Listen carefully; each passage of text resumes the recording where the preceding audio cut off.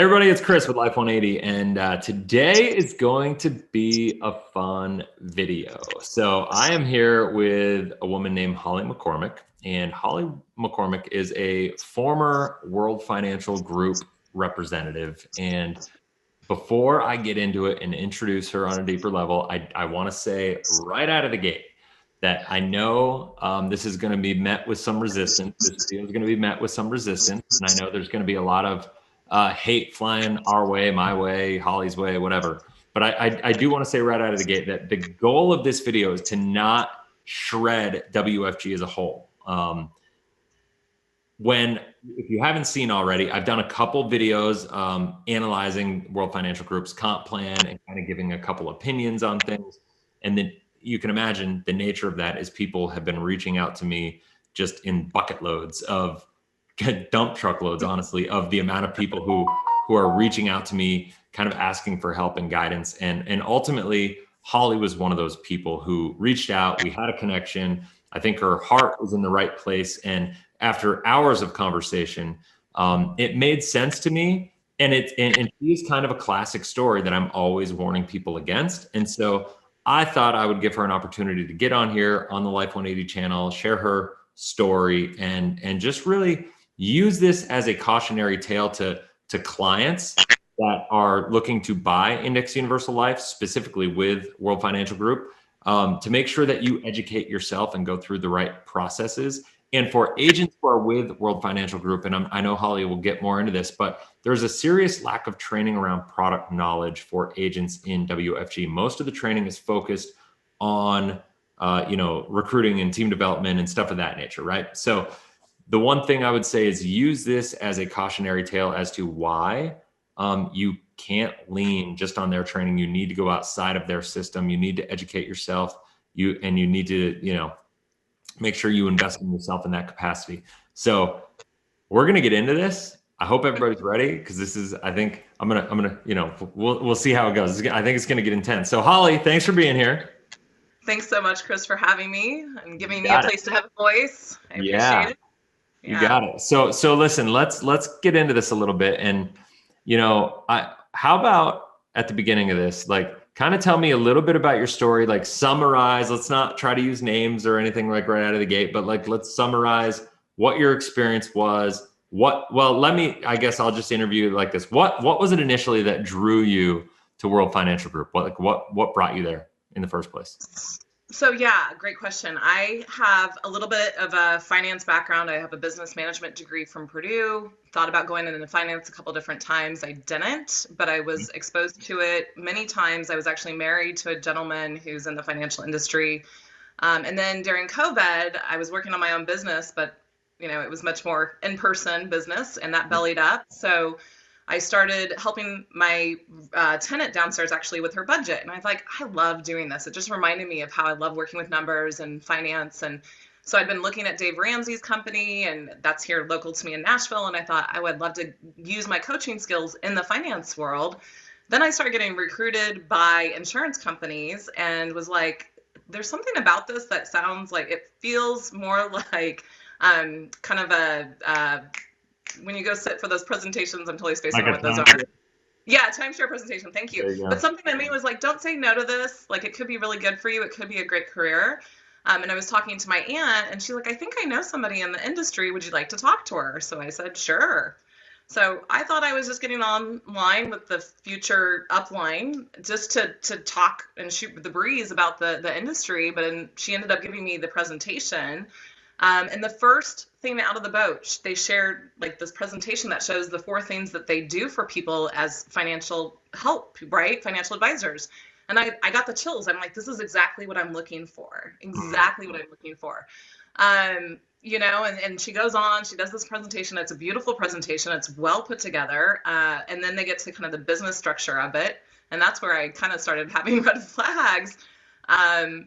Because it looked like an MLM, but they're very convincing and convincing you that it's not an MLM. And I did my research. So I thought before I joined the company, I made my upline get on the phone with me for another couple hours over a course of a week and a half. asking her tons of questions because it was a sales job to me. It's like, I'm going to ask anybody. I'm going to interview them as much as they're interviewing me. I still didn't get what it really was. But I was not made aware that it was actually part of World Financial Group at that point in time. I was just given the name Revolution Financial Management. So when I did the research on that, not much came up. Okay. So to go on. Gotcha. So like, just so everybody that's watching this understands, like one of the things that I would consider World Financial Group and PHP to be network marketing companies as well, MLMs, whatever you want to call them.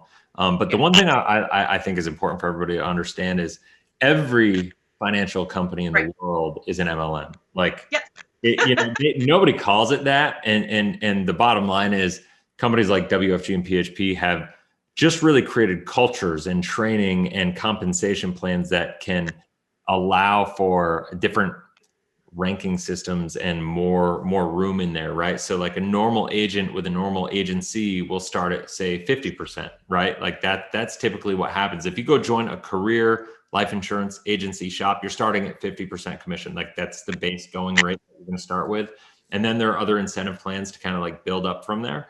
And everybody like, listen, I started with a career shop. When I first got in my career, within a year, I was a manager and I had a team and I had a whole thing going on. So the people that say that you need to join WFG or PHP or, some organization like that in order to be able to build your own team and have an agency, it's all bullcrap. Like the bottom line is if you're capable, there's always opportunity for you in any of these companies to be able to do the same thing, right? It just is what it is. But it's important to understand that every financial institution is an MLM. I don't care if you're talking about, the brokerage side of the businesses, like your UBS's, Wells Fargo, like whatever of the world. It's just like who's sitting at the top and how much of the piece of the pie are they splitting below? But there's all these different levels of hierarchies in every financial company. So, well, and I would even add all sales positions are an MLM. And that's part of what convinced me that this was okay, that this being with this company would be okay. Yep. It seems legit. I mean, and it is legit. It is a legit company. Yeah, it is. Yeah. And I would say like a lot of people have a negative connotation, like pyramid scheme and stuff like that with the phrase MLM. And this is not that. Like there are genuine pyramid schemes out there. World Financial Group is a legitimate, viable company. They are a viable, legitimate agency system. They just, the effectiveness of their agency is based on the training and the culture and all the things that kind of go into it. And so, that's just kind of where you ran into some problems, right? Yep. And so when you reached out to me the first time, you kind of told me a bit of a horror story for you. Do you mind sharing kind of like what that story was for you? Because you got in, let me see if I could summarize this properly, and then I'll let you get into more details. Is like, you got in, you were really excited to help people. You worked with your upline. You kind of told them your needs analysis. Your desire was to accumulate cash value inside of an IUL to save for your future. And so you got a policy set up for yourself. You didn't really know what you were doing yet, right? So you trusted your upline based on the information you gave her about yourself and your goals and objectives. And you trusted the product that she put you in. You signed on the dotted line and you went from there. And then while you were training and learning, you were also relying on her to work split cases, which is she was doing joint work with you, right? And she was working with you and other people that you were bringing to the table, prospects that were becoming clients, and you were leaning on her knowledge and expertise to coach or to ultimately place them in products that fit their needs. Yes. Right? Yep. And so okay, so we got that part out of the way. That's so what, at the end of the day, what was the result of that? So the result was that so we have a couple presentations that we are supposed to get certified by our SMD in order to teach before we're kind of let out loose on our own. And so I, being a go-getter that I am, got certified with those really quickly. Just have a background in presentations for my business degree, so it was pretty easy for me. And so I went out and started doing the presentation, and I didn't care who I was giving it to, what I was doing, yada, yada, yada. Sure. But that led me into presenting to a new friend of mine who said, "Oh my gosh, our financial person never gave us this education. Mm-hmm. I would love to work with you." And so we started working together, and I started doing my research for her family on what products to do. And I think at that point, I think I'd been in the Illustrator a couple times with my upline to understand, and I saw that there was two different products in the illustration. I'm Mm-hmm. like, is it okay to name the actual company? Because I might slip on that one. But yeah, so I had asked my upline, like, "Oh, there's another product in here. What's that about?" And she's like, "Oh, I don't really know, but it always turns out to be cheaper if we do this one. And it has like a no lapse guarantee rider on it, which means that it just allows the product not to lapse, hopefully, right? Not to go extinct is what I would say." Yep. So she really didn't know much about it. And I was like, okay, well, I'm just going to trust her. So, but for some reason, I called Nationwide. There we go.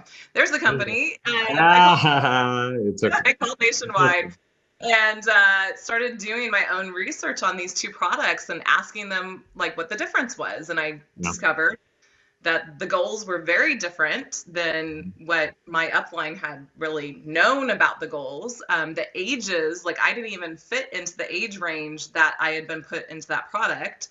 And just alarm bells started going off because I realized that the goal for the product that we weren't putting people into was really the one that we were teaching people how to use, but we were putting them into this other product and it wasn't matching with people's goals. And so I told my upline what I had found, and she just kind of brushed it off and was like, "Well, it was cheaper and it had a better cash accumulation value for you." Yeah. And at that point, I didn't actually know. It took me another month to find out why that was true. Okay. But that's what happened at that point, is she kind of just brushed it off. So I started asking her then, that was like November, early November, middle of November, to help me switch products because I could see it was a better product for my goals. And she just ignored me. She didn't. So right now, like what's happened is the part that, so everybody who knows that watches my channel knows that I'm pretty discerning, hopefully. I have no problem obviously picking a fight if I think the fight is worth picking. And this is where once again, I don't think this is necessarily a fight, but I think it's important education. And it just goes to show that you can't implicitly trust your upline in that company because there's such a lack of education, and the comp plan is so derived around recruiting and team development that you don't have to be amazing at the product knowledge and understanding in order to build a team and build some good wealth. Like from that perspective, WFG's got it nailed. Like if you want to just get in and it's all about you and it's not about the client and you just want to make money, it's a great comp plan. Don't get me wrong. Like if you're building a team, but if you're actually in it to serve people and like really have a company invest in you as well, like really give you a platform that you can succeed inside of the system, it's kind of lacking. But yeah, what really hit me in our conversation that blew my mind, honestly, was the fact that you'd had this product for months and months, and you had other clients that had been putting this product for months and months and months, way past the free look period of 30 days. And you went to Nationwide, since you've already let the cat out of the bag, I'll just go there. You went to Nationwide and told them what had happened, told them about the financial needs analysis, told them about how you had been improperly sold, told them about how you even had records and archives of the communication between you and your upline, talking about what your needs were, what your objectives were, all these different things, talking about the fact that you were brand new, that she put you in this product. And what did they do? They rescinded your product, basically, right? So they give you a full refund months after the fact. Months. Yeah. They offered me the free look so that I could cancel the policy, is how they kind of got around it. They're like, they didn't really tell me anything. They were very careful in their wording, right? Which you get. Yeah. But yeah, we're gonna extend the free look period for you. Yeah. Yeah. Congratulations. So okay. So then what happened, if I'm recalling, and just correct me if I'm wrong, I'm just trying to keep this really concise, right? So then you had some other clients that you tried to say, okay, I did this for me. And you had a big sigh of relief because you're like, okay, thank God. Like, I know like this is a real issue. So then you went to try to advocate for the clients that were in the same exact position, and Nationwide basically said no. No. And Chris, I feel like we forgot one important part of the evidence Go back. Yeah, go about back. the difference between the two products, Yeah, yeah, yeah. right? Is that the biggest difference I didn't actually find out. And so this is, again, I think going to the point of training yourself and making sure, because even though I was calling Nationwide and I felt like I was getting a lot of training, it took them, there was two things that actually still happened at Nationwide. It took me a month to figure out that the reason the Protector 2 product was looking better for people was because there was this built-in cost of insurance reduction in a certain year of the policy, that if the cash value wasn't touched, then the cost of insurance would start lowering. So the cash value would grow. But if you start touching the cash value, the cost of insurance, you lose that reduction. Cost of insurance goes through the roof, higher than the other product, and it starts eating away your cash value. And so when I started running the numbers for myself, I found out that when I kept as much as I could, even between the two type of policies, that by the end of year 120, there was $1 million difference between the two products. And that just blew my mind, how different these products were. That is great. And so going back to the training, I noticed that my upline, unfortunately, never ran her own illustrations for some reason.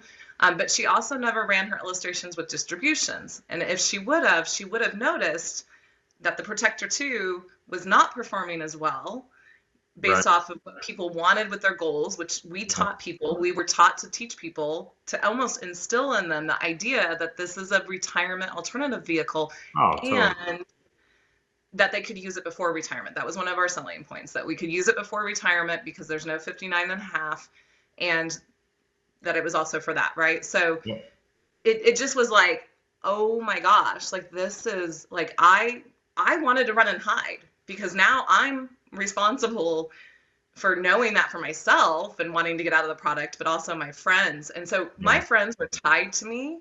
I every time I asked my upline, I said, can you please help my friends and I get out of this policy into the right one?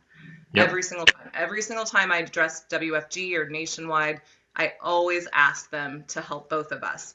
They had to end up submitting their own case. So for me, it felt really good once I got my money back to understand that we probably could do it for them. But initially they said, no, it's vastly different than Holli's case, so we can't compare, right?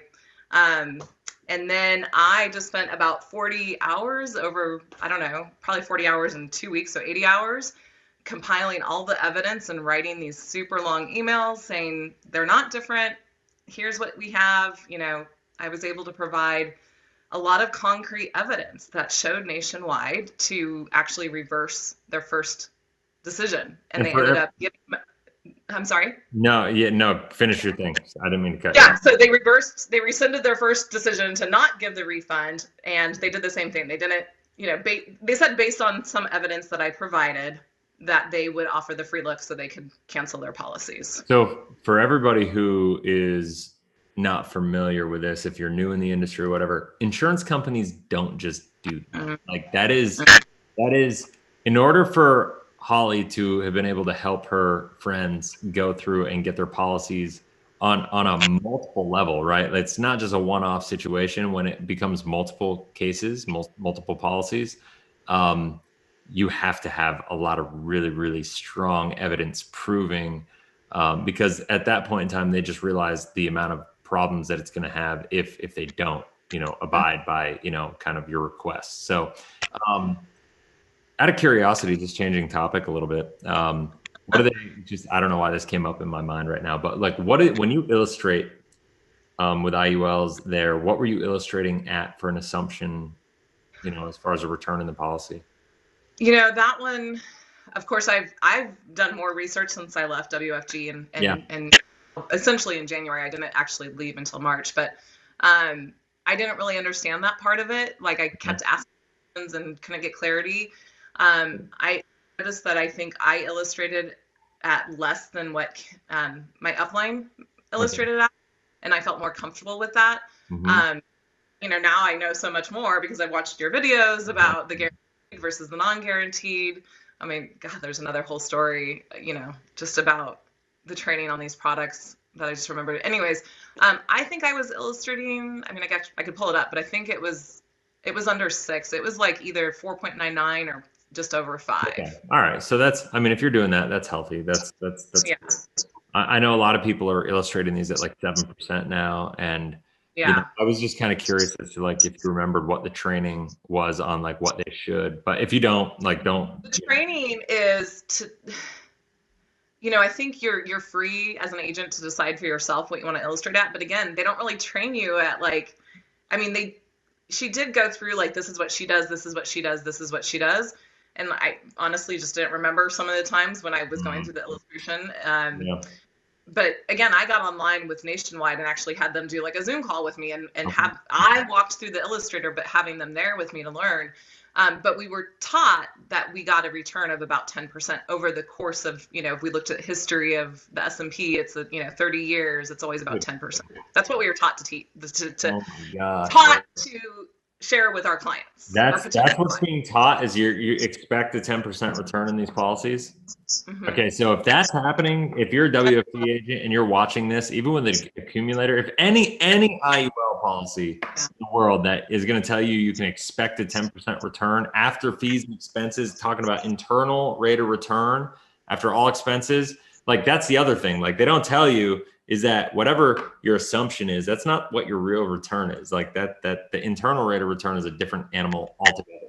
And so, I mean, that'll be a different video, but the bottom line is like, just be really, really careful about that. So, go ahead. Well, I was gonna say, you just saying that there's fees, internal fees and stuff. So in our little presentation teaching people about the IUL, like we had 4 points, and one of the 4 points was that there were no fees.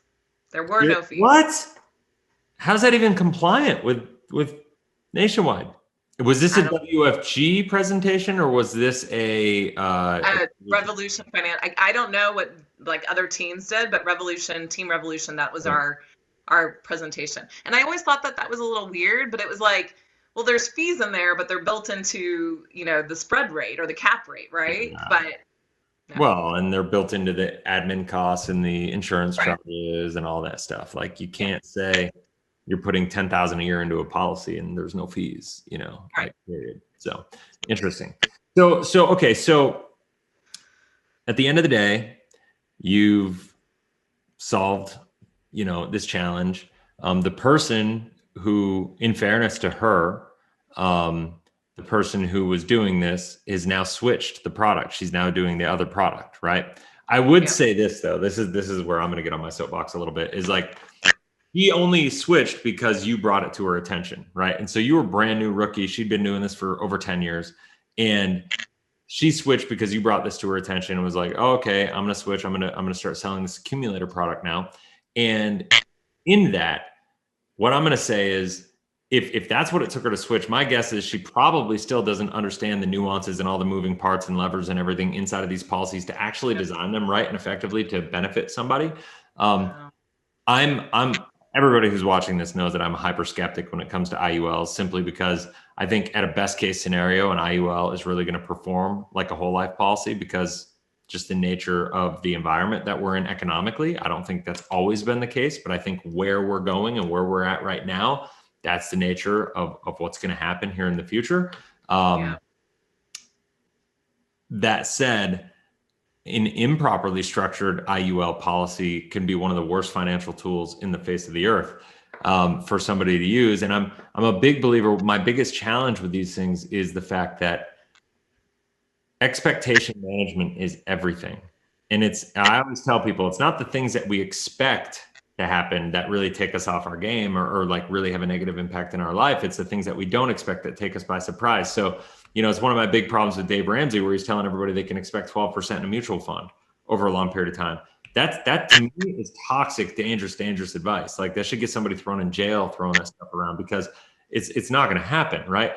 So if you're somebody who's told you're going to expect 10% and you're illustrated, over this 40-year period or 30-year period that's showing millions of dollars, but then you get to retirement, even if the policy doesn't implode, but you're banking on $2 million to be there, and then you end up with 200,000, that's a big problem, because you're relying on what you invested in for a plan, so to speak, what you saved for, what you were trying to plan for and create for yourself, and then you ended up with far less, that puts you in a position where you're probably better off, like, you know, obviously having done something else or you know, what have you. It's just, that's the dangerous part of these products to me, is even if they don't lapse, even if they don't completely eat themselves alive, you know, with fees and lower cap rates and all that stuff, even if they make it through to life expectancy, if you bought it like that part is great from a no lapse guarantee perspective. It's great if you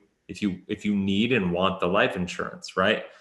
I'm a big believer everybody should need and want it a little bit, right? Like no matter what. But if your primary objective was income at retirement or access to capital, you know, for real estate investing or something of that nature, you know, they're really, you have to be really, really careful when it comes to what you're doing with an IUL. Well, and Chris, I'll just kind of reiterate that unfortunately, the problem isn't solved. It's solved for my friends and I. Yeah. However, I know for a fact that this product was used by this upline as her flagship kind of carte blanche product to go to for a lot of her clients for at least 2 years. Okay. 2 years? At least 2 years. Oh, and so there's probably hundreds of people out there that were impacted by this. This is my big concern, because these people have been trained, you know, you've just mentioned, you know, the issues with an accumulator, essentially, which is what people think they're probably in based on this education that this upline gave them. Right. But they're actually in a protector. And so if they start using the cash accumulation according to how she's trained them, they could use it. There's penalties. There's going to be penalties. They're not going to have, and then, you know, part of me is like, well, this happens with 401ks and everything too, right? Like people aren't really going to have the money they need for retirement. Yeah. But I can't do anything about that world. I can do something about just kind of sounding the alarm here that this needs to be looked at, unfortunately. And to the best of my knowledge, I've given this woman as many opportunities to own up to this and to help her clients get in the right product or get their money back or whatever. And unfortunately, part of my wanting to do this was because she's not moving on that. So she knows about this for her clients and isn't moving. So when everybody hears me say, when I've made videos on WFG and PHP before, I mentioned the concept of having a moral hazard built into the comp plan. I'm a big believer that people that get involved in WFG do it for the right reasons for the most part. Absolutely. 99% of people are really good people, want to do this for the right reasons, want to help people. But the problem is it becomes like the blind leading the blind in a lot of situations. And what's always steered me wrong about these two organizations is it's more about like getting in a fancy suit on stage and having a Ferrari or getting a Rolls Royce or a Bentley or some kind of fancy car and hitting ranks. And it's not about like really serving people. It's about how big of a team can you build? How much money can you make? And, you know, that's what the culture is all about, you know, and like that's been my big turnoff. Well, yes and no, if I can interject a little bit, like it really is all of that you said, unfortunately, really is masked by what they call the crusade. They really do. And I believe, I mean, that's why I was part of it. And I kept saying to myself, like, as soon as I see anything that's not an integrity, anything that's not really for the people, I'm out of here. And that's what happened, essentially.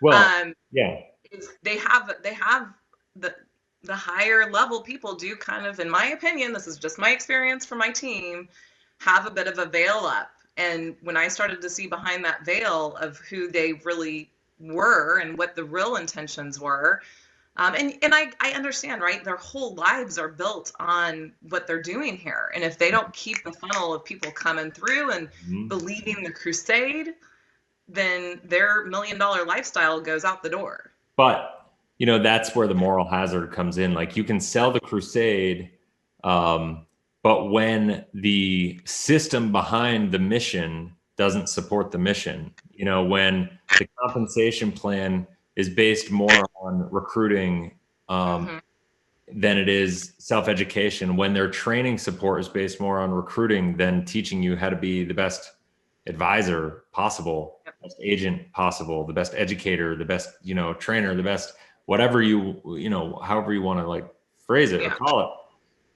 then you have a challenge. You have a moral hazard, and that moral hazard is like a moral hazard, I guess by definition to me, the way I'm meaning it at least, is saying you can have a goal of like what you want to create. And this crusade probably started with pure intentions, but the problem is when they create a system to execute that on the back end, there's going to be unintended consequences. And what happens is the unintended consequences are the blind leading the blind. You know, it's like you get all these people out there recruiting before they even know what they're doing. And then before you know it, you got thousands and thousands and thousands of people that are selling inappropriate products you know, that don't fit the needs, that don't fit the desires, that people don't understand what they're doing.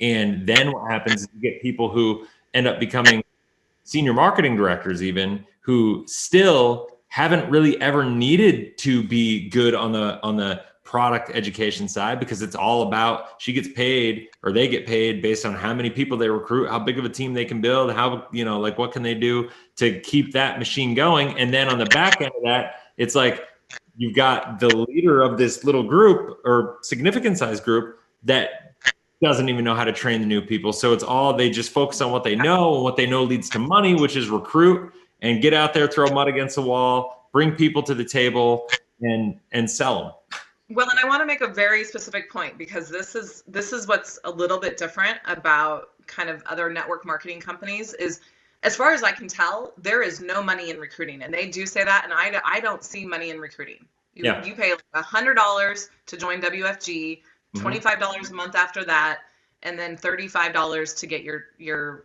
licensing information to start your licensing list, right? So I don't know how they would be earning money off of $100 per recruit. That just doesn't, like other network marketing companies, I've heard different things. Where the money is they bring on a new person. That person is, as part of their encouragement to be a fast start, because we recognize that the fast starts are here to be serious, is they become a client.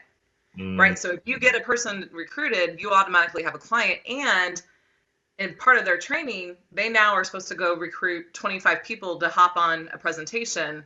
That presentation, they're going to recruit them. That's their first goal, not to give them financial education like they preach. It's to recruit them. And then the same process happens. So exactly what you said, it's this trickle down effect. And I noticed it because it was like, you know, I was just coming out of some unemployment income. So I was okay at the beginning, but then I had to get back in the car to go work. I do Uber and Lyft. And little by little, though, like my time to actually provide for myself as I'm trying to build this business was sucked away, because now I have this team. And if I'm supposed to be taking care of this team, where do I actually have time to work and provide for myself and do the product research? Because, you know, 10 hours of meetings a week are mostly about recruiting and how to be a good salesperson. And I was like, I know all of that stuff. I want to know what these products, and here's another thing I just have to put out there. I don't know if this is WFG wide. Again, this was team specific for me. But when myself and people on my team that I recruited were talking, like asking for more product training, the answer we typically got was, well, products change all the time, so we don't focus on that. Seriously? Yes.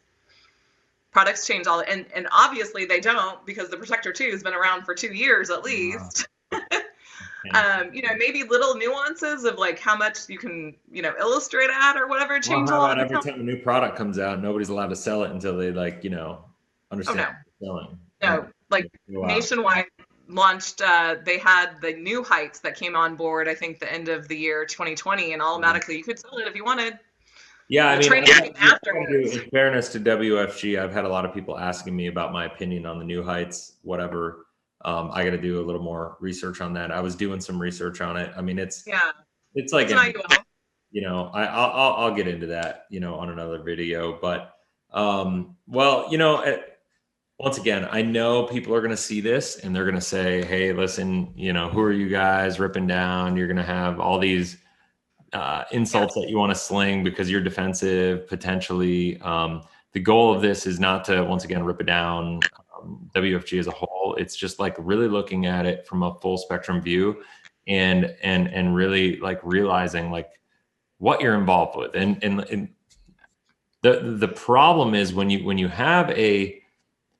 dealing with an industry, like dealing with people's money, it's really important that that person, I had somebody actually from WFG who was just a life insurance agent call me up the other day. I was like, oh, no, I act with fiduciary responsibility. I'm like, you better be careful with that statement, homie, because like, unless you're series 6 and 65 or series 7, you can't even use that phrase. Like, you're not legally allowed to. So if you're saying that to me on the phone, I know you're saying that to clients, and that's just dangerous on its own. Like, I know it's weird, and I understand the intent and the sentiment behind it is like, I care about people and their goals. I'm not into it for me and my commission. I'm into it for them and their goals. But the term fiduciary is a legal term that, you know, in the financial space, you can't use it unless you're series 7 or 6 and 65. Like, and all these agents are out there that are not those, and they're telling people that they are. And there's no training on that.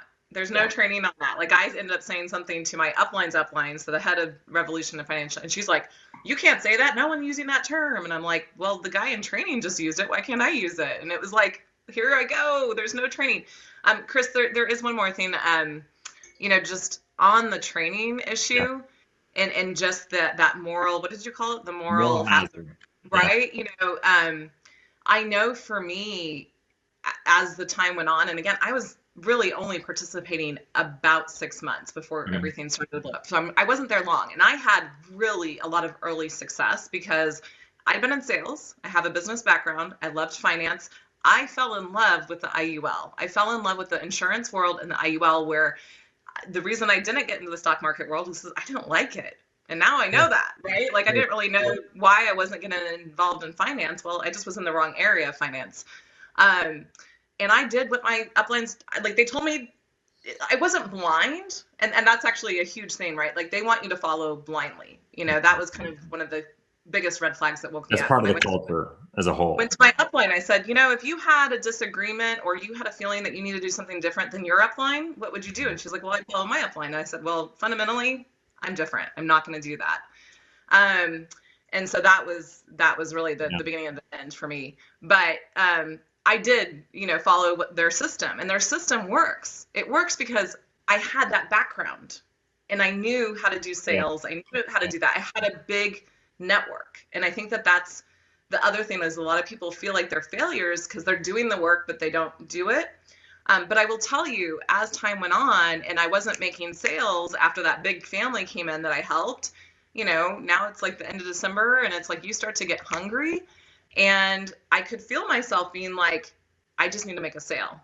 And that was, again, another red flag to me because I'm like, I don't want to put somebody in a product that's not going to be right for them, that they can't. This is another thing that I have a big issue with is people are being put in products that have no business. They don't have the steady financial income to be putting in. Like, I really didn't have a steady financial income, but because there was a savings account that could help me make payments if I needed to. Well, that was used. The nature of the fact that they include in the fast start, making it so you have to get your own policy. That honestly is I bet you the FTC looking at that as being part of the comp plan. That's something that the FTC would come down on other companies, like requiring people to buy the product to qualify for a bonus. I mean, that's being smashed by. So, okay, I'm going to correct you there. It's not required for a bonus. It's required to get into the Fast Start School. There's like a 3-hour thing on a Saturday that they do to give you all the lowdown of the comp plan and how to build your business. It's kind of like this. To get the training that everybody should just get. Well, and no, it's not training on products. But yes, you're right. It is training, like, you should be able to understand the 12 different ways you are compensated, which always confused me. I'm like, we have 12 different ways? It's very complicated. Yeah. And that was another answer, you know, just to reveal a little bit more. When anything was too complicated, you know, the answer was, well, just stay confused, stumble forward. Just stay confused, stumble forward. And we only give people information as they need it, not as they ask for it. You know, so there's a lot of withholding of training in order to kind of convince people to keep going, in my opinion. So what I would encourage everybody to do is push your upline for education, for understanding, for awareness. And listen, I'm sure there are some teams in WFG that are phenomenal. You know, like, I don't doubt that at all. I'm sure there are some teams out there that do it the right way. I don't remember the name of the team, but I was actually talking to somebody who had a team in Canada, and they do it the right way. Like, And ironically, this team stopped selling IULs. You're going to love this. They refused to sell IULs and they started selling exclusively whole life insurance. Wow. And they went against the whole grain of the culture, and they're still crushing it. They're slaying it. But they're like the black sheep of the company, but they're crushing it. So, and it just goes to show, like, these people are against the grain and they're working. And so I'm sure there are other teams out there that are similar to that, that have the right mindset, and maybe they had an awakening after they already had a team and they didn't want to change companies. And so they said, okay, I know what a WFG is doing, but in our team, we're going to do it this way. We're going to take all the great parts that WFG provides and we're going to make it better. Well, that's awesome. Like, and I'm sure there's some of that out there. And so I don't want to come across like that doesn't exist, because it may. You just didn't happen to be in that environment. And I'm sure most people are not in that environment. So I would encourage everybody. And it's really hard because I took 2 months to decide, because I was like, I already have a little bit of clientele. I have my first clients and then all the split cases I was doing. I didn't want to leave them. But I also was told that I would have to go to my upline and ask her permission in order to leave her team. And I knew she wouldn't leave, but I didn't want to have a conversation, right? Like, I still have not even processed most of my anger and hurt and disappointment. I mean, this was a family friend. This is a family friend of mine. Like, you know, I have to tread carefully now around my family and the subject. Like, this is super uncomfortable for me. And to say this woman who literally lied in an email to me about my own goals in order to make her look like she knew what she was doing with this product, like, and then to tell me I had to go to her to ask for permission to leave her team because I wanted to, like, that's just wrong to me. And I asked several people, not even the top of Team Revolution. She also confirmed that. Compliance confirmed that. Like, you know, switch, like, everybody confirmed that that's what I would have to do. So I was stuck. I was like, okay, I have to stay in this woman's team and disagree with how she's training people and how she's doing things in order to get to be SMD and break off. Or that was my option. I mean, I'd looked at all, I like took the time to really look at my options, and I was like, I don't want to get to SMD. And then, you know, she also is going to get one of my legs and when I become an SMD. So now I'm subjecting people to this person that I just no longer trust, unfortunately. I couldn't do that either. So it was more of a moral conflict for me to stay, because I didn't see a way out that would benefit me and everybody else. Cool. Yeah, I mean, not cool, but good to understand. So, all right. Well, I tell you what, I gotta get rolling, but this was really, hopefully beneficial to people. I'm sure we're going to get lots of angry comments and, you know, whatever. And that's fine. Like, if people have comments, go ahead and leave them below. I'll engage like I do with all my videos with all the comments, good, bad, indifferent. I just ask that everybody keep them clean. So I don't have to block them, because any swears, any, like, you know, you threaten my family or anything like that, which, you know, it's funny. People laugh, but when I put these videos up, when I did a video on the comp plan, it's amazing how many, like, threatening comments that I get that I just block, you know? Well, I just got mine first from, unfortunately, somebody on the team that I know personally. I stayed at her house. She put two really character, I mean, it was just horrifying. And then she sent me a personal text. And it's just really sad that people have to attack people's characters. That's not what I'm doing here. Well, once again, and I think what I'm hoping everybody sees out of this is that, you know, I'm sure there's some really good people, like I said. There's more, I wouldn't say really bad people. I would say really uneducated people. That's what I would say. And they're uneducated and they're not willing to look at the truth. Yep. They can't, because their whole life has been built. Exactly. And one of my favorite quotes is, just because the ostrich buries his head in the sand doesn't mean the lion's dinner plans have changed. You know, so, like, you can't ignore, you know, the truth with this stuff. Like, it's going to come around to bite you, and it'll eat you alive. It'll ruin your finances. It'll ruin your career. It'll ruin your business. It'll ruin relationships with people that are important to you. It'll, like, all that stuff. So what I want to say is just take this as maybe a little, like, a nudge to if you've been trying to seek better education, better training inside of your organization, like, really push them. Don't just blindly follow. Like, I'm sorry, question everything. Question everything. Question me, question Holly, question your upline, question everything, because listen, if they can't and aren't willing to come back to you and support you and get you the training and advice and guidance and, you know, information that you need, if they're your leader, if they're the one who's supposed to be shepherding you through this process